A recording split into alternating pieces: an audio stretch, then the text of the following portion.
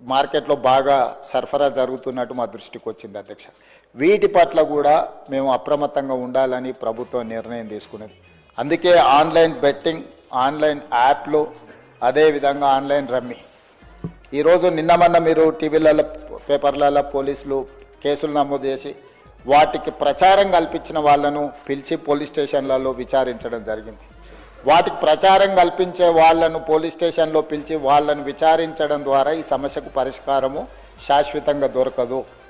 వీటిని నిర్వహించే వాళ్ళు, వీటిని ప్రమోట్ చేసేవాళ్ళు, చివరికి ఈ యాప్ల ద్వారా లబ్ధి పొందుతున్న వాళ్ళని వీళ్ళందరినీ పూర్తి స్థాయిలో విచారించి కఠినమైన చర్యలు తీసుకున్నప్పుడే ఈ సమస్యకు పరిష్కారం దొరుకుతుంది అధ్యక్ష. అందుకే దీన్ని పూర్తి స్థాయిలో విచారించాలంటే పక్క రాష్ట్రాలు, పక్క దేశాలలో కూడా విచారణ చేయాల్సిన పరిస్థితులు ఉంటాయి.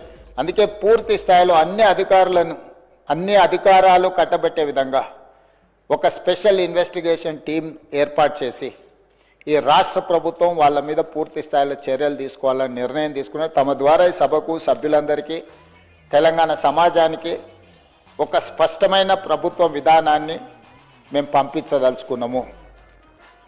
ఎవరైనా ఇందులో ప్రత్యక్షంగా పరోక్షంగా ప్రోత్సహించిన, ప్రకటనలకు సహకరించిన, నిర్వహణలో భాగస్వాములైన ఎవరిని కూడా రాష్ట్ర ప్రభుత్వం వదిలిపెట్టదు. ఈ రాష్ట్రంలో ఖచ్చితంగా ఇలాంటి సైబర్ నేరాల పట్ల కఠినంగా మేము వ్యవహరించడం జరుగుతుంది. రాష్ట్ర ప్రభుత్వం అప్రమత్తంగా ఉంటుంది, ఇలాంటి నేరగాళ్ల పట్ల కఠినంగా వ్యవహరిస్తుంది.